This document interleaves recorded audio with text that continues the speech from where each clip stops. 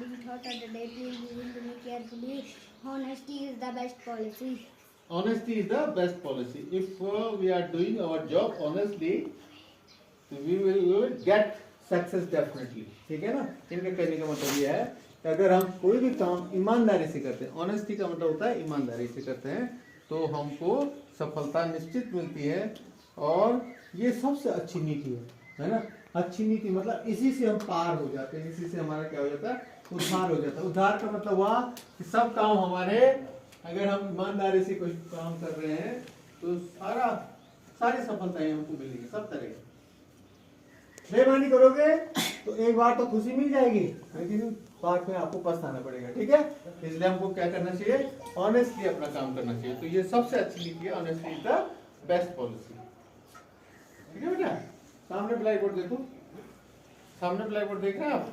गुरु ब्रह्मा गुरु विष्णु, बोलो गुरु ब्रह्मा गुरु विष्णु, बोल रहे गुरु ब्रह्मा गुरु विष्णु गुरुदेव महेश्वरा गुरु साक्षात परब्रह्म तस्मै श्री गुरुवे नमः. गुरु ही ब्रह्मा है, गुरु ही विष्णु है, गुरु ही साक्षात क्या है, गुरुदेव महेश्वर, और महेश्वर भी हुए. ब्रह्मा विष्णु महेश गुरु जी हैं, है ना. और गुरु साक्षात परब्रह्म, और गुरु क्या है, साक्षात परब्रह्म भगवान है. ठीक है. इसलिए हमको गुरु को बार बार नमन करना चाहिए, प्रणाम करना चाहिए, वंदन करना चाहिए. अब गुरु में आपको बताया गया गुरु कौन कौन होते हैं. एक तो भाई ये भी गुरु है आपके, जो आपको ये भौतिक शिक्षा दे रहे हैं. हम लोग गुरु हैं, इनका सम्मान करना. आपके आध्यात्मिक गुरु, वो भी गुरु है. आध्यात्मिक गुरु मतलब अब थोड़ी देर के लिए आध्यात्मिक के लिए हम आपको पंडित जी को ही ले लेते हैं, जो आपको पूजा पाठ करवाते हैं, है ना. तो वो भी गुरु है. ठीक है. आपको कोई अच्छी शिक्षा देता है, वो भी आपके गुरु हो गए. ठीक है.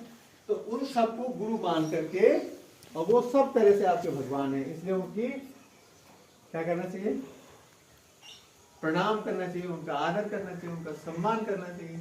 ठीक है. ठीक है. उनको हृदय से नमन करना चाहिए. ठीक है. ठीक है बाबा.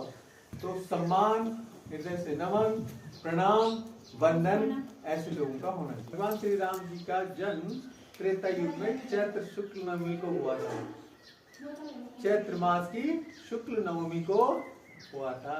रामनवमी है ना कल छुट्टी भी है, संडे भी है. वैसे रामनवमी की छुट्टी भी होती थी, और संडे आ गया तो लैप्स हो गया.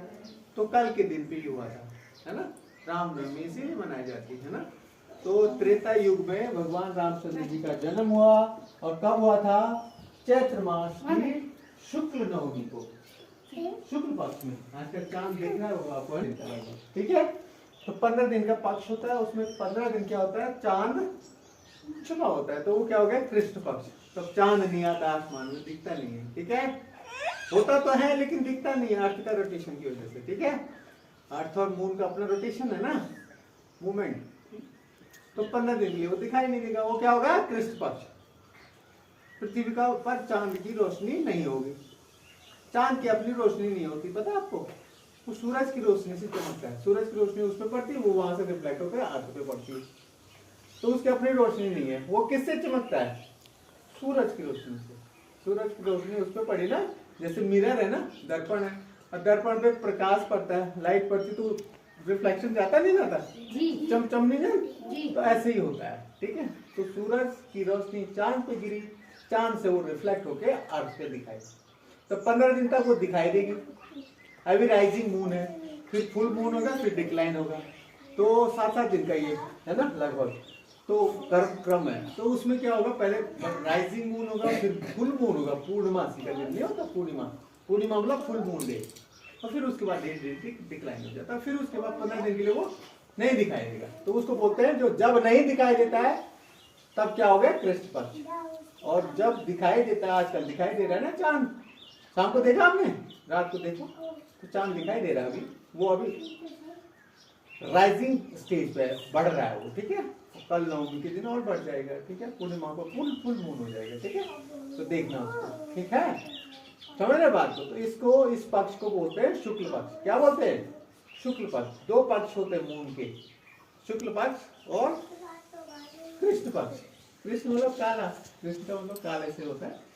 तो काला मतलब जब अंधकार हो, यानी जब लाइट ना आ रही हो, मून की लाइट ना आ रही हो, चंद्रमा की लाइट पृथ्वी पे ना आ रही हो, तो उसको क्या बोलते हैं? कृष्ण पक्ष। और जब चंद्रमा की रोशनी पृथ्वी पे आ रही है, उसको क्या बोलते हैं? शुक्ल पक्ष। तो ये शुक्ल पक्ष चल रहा है। और कल नवमी के दिन त्रेता युग में भगवान रामचंद्र जी का अवतरण हुआ था। ये जीके का एक प्रश्न बन गया। मंडे से आपको जीके की बोर्ड अपडेट्स की बात करें तो 1744 1744, ठीक है, 1744 उधर देखो बोर्ड की तरफ। Today thought an education and dedicated person, educated and dedicated दोनों चीजें बेटा। Person always progresses in life. ओहो कितनी अच्छी बात बताई, सुन लो।